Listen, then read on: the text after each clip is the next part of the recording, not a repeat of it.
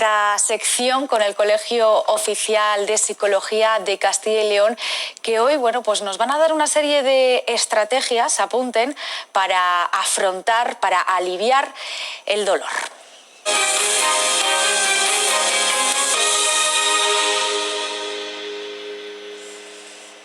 Pues para finalizar hoy, en unos minutitos, vamos a hacer una terapia con el Colegio Oficial de Psicología de Castilla y León. Son 8 consejos para afrontar de forma...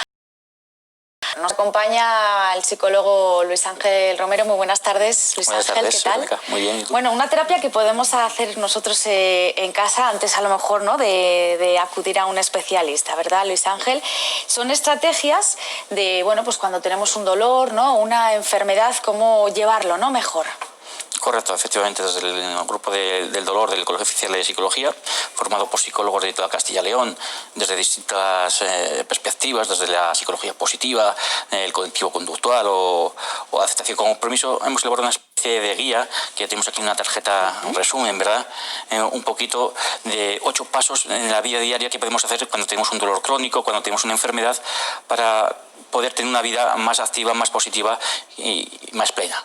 No sé si empezamos hablando de ellos. Porque el dolor se puede paliar, ¿no?, de alguna manera a nivel psicológico. Efectivamente, el dolor, con independencia del origen, sea físico, sea orgánico, sea más de tipo emocional, se puede regular a través de la perspectiva psicológica. Incluso se puede llegar a eliminar. Otra cosa es que merezca la pena o no merezca la pena. Si tengo un dolor que es funcional, por ejemplo, que me limite la movilidad porque tengo una lesión medular, pues evidentemente no merece la pena eliminarlo, tiene una función que cumplir y hay que dejarlo. Pero sí que podemos regularlo para que me moleste lo justo para señalar que no me puedo mover mucho más allá de allí. Bueno, pero para esos dolores crónicos, ¿no?, que además ahora se están como aumentando mucho en estos meses, tenemos 8 pautas, así que vayan apuntando la primera pauta, Luisa. Lo primero es mejorar el autoconocimiento, mejorar un poquito de dónde nos viene el dolor, cuál es su origen, por qué me está afectando, si tengo que tener algunos cuidados, en qué momentos me afecta más, un poco cómo afecta la intensidad, el momento del día, la duración del día, y entender que el dolor no soy yo, el dolor no es una forma de ser, el dolor es un momento, una forma de estar, y tenemos que entender que una persona dolorida, sino una persona con dolor en un momento dado que yo puedo aprender a regular en base a manejar mis emociones, mis pensamientos y mis conductas. Sería como aceptar, ¿no?, lo que nos está sucediendo. Efectivamente, hay un elemento clave que es saber aceptar que tengo un dolor y que puedo y debo convivir con él. Obviamente, luchar contra algo que es inevitable, que tengo ahí delante, lo único que haría seguramente es potenciar aún más el dolor y la dificultad de vivir de una forma positiva nuestra vida diaria. La segunda pauta.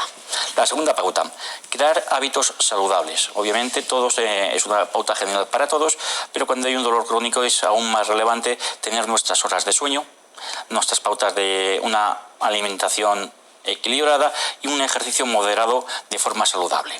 Esto va a facilitar, digamos, que el funcionamiento, que el cuerpo esté mucho más regulado y que por tanto no incremente los dolores aún más, ¿no?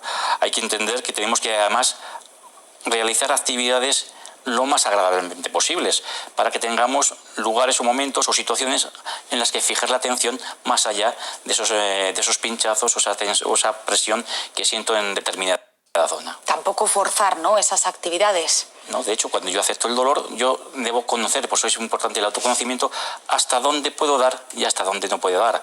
Ser fuerte en el manejo del dolor significa saber que yo soy el responsable de mi dolor, que debo regularlo, que soy el responsable de hacer las cosas, pero que tan importante como eso es saber pedir ayuda cuando realmente se necesita. Bueno, los hábitos saludables, yo creo que la teoría nos lo sabemos más que suficiente.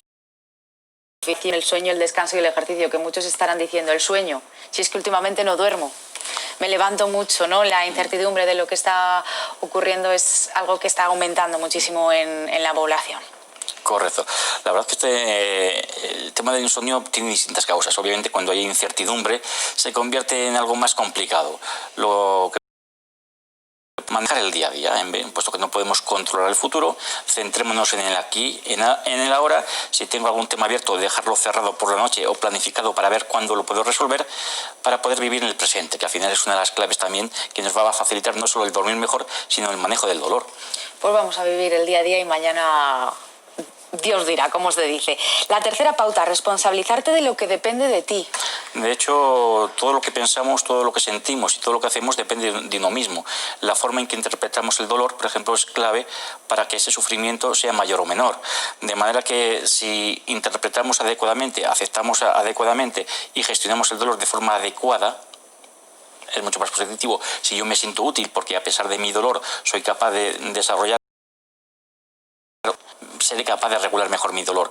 Si en el momento, en vez de forzar, puesto que me conozco y conozco hasta dónde llego, pido ayuda cuando lo necesito, estrictamente cuando lo necesito, de alguna manera me responsabilizo del dolor que tengo, de cómo lo gestiono y voy regulando poco a poco mis emociones y mis conductas. Lo siguiente lo acabamos de hablar, ¿no? Vivir el momento y más ahora, ¿verdad? Cierto, tenemos cierta tendencia a vivir muchas veces en el pasado recordando eventos desagradables que no hacen más que hacernos revivir y volver a sufrir algo que ya no está aquí, pero que vivimos como si lo fuera. Con lo que está pasando, muchas veces vivimos en un futuro de qué es lo que va a ocurrir con esa incertidumbre o con el dolor. Yo nunca voy a dejar poder vivir con cierta normalidad y eso me hace nuevamente sufrir. Así que la única manera, que es realista, es vivir el presente. Ahora, ¿qué puedo hacer? ¿Qué no puedo hacer? ¿Qué quiero hacer? ¿Cómo voy a conseguir yo este objetivo tal y como estoy? Tal, y no solo como soy, sino tal y como estoy. Si ahora me duele, pero tengo un objetivo, tendré que buscar las estrategias para poder conseguir algo que está bajo mi punto de vista, bajo mi control. El quinto punto, gestionar nuestros pensamientos y nuestras conductas. Esto es difícil. Esto es complicado porque habitualmente las emociones son una consecuencia de aquello que interpretamos, de aquello que vivimos, ¿no? Evidente es que las emociones son una consecuencia de aquella forma en que interpretamos nuestro mundo. De manera que si yo lucho contra el dolor, lo que voy a sufrir el doble de dolor. Si lo que yo acepto el dolor, lo voy a poder modificar. Claro que si me mando mensajes, esto nunca lo voy a poder manejar, esta vida es horrible, este dolor no hay que lo aguante, esa cantidad de pensamientos distorsionados, catastrofistas, donde filtra la atención solo en los elementos negativos, como puede ser el dolor, en vez de tus objetivos reales del día a día, no hace más que potenciar el dolor y hacernos más difícil el día a día y hace que esté sentado, que no me mueva, que no sea responsable, que pida ayuda absolutamente para todo, que sobrecargue a los demás con mi dolor, etc. Por ello, el sexto punto es planificar tu tiempo, ¿no? Hay que priorizar tareas. Hay que priorizar tareas a medio, a corto y a largo plazo, fundamentalmente para apuntar en qué camino quiero llegar.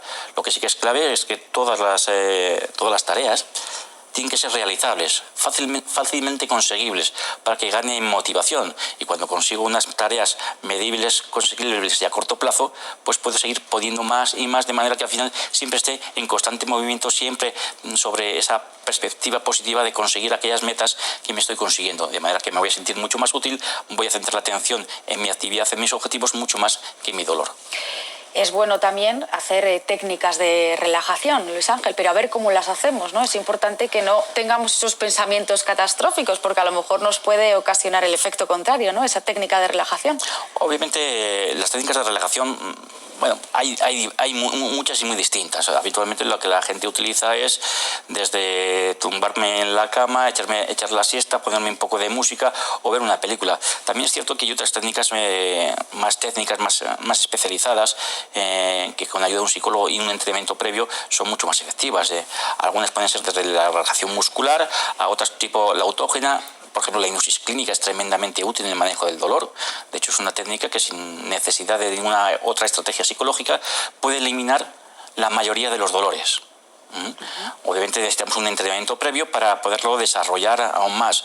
En cualquier caso, quien no maneje estas técnicas psicológicas más especializadas tendrá que buscar el estar tranquilo, buscar aquella actividad agradable que le permita estar tranquilo y en cierto equilibrio emocional. Pues ya digo que estas técnicas en general, visualizaciones, hay varias, ¿no? Son bastante más efectivas que la práctica de una actividad tranquila nada más. Y si estrategias, ¿verdad? Vemos que no las vamos a poder llevar a cabo, pues es importante y es momento de acudir a un especialista. Desde luego, cuando el dolor limita mi vida laboral, familiar, profesional o en el ámbito social, en el ámbito que sea, genera un malestar. Y cuando yo, después de estas estrategias, soy incapaz de manejarlo, tengo que buscar a un especialista, a un psicólogo que se dedique a la gestión emocional, un psicólogo colegiado, un psicólogo que tenga garantías de saber lo que está haciendo, ¿verdad? Con sus estudios, con su formación, evitando así los intrusismos de coaching o que no sabemos nada de quiénes son, o psicoterapeutas de dudosa formación, ¿de acuerdo? Por tanto, siempre que busquemos la gestión adecuada de un dolor, busquemos un psicólogo especializado o un psicólogo colegiado.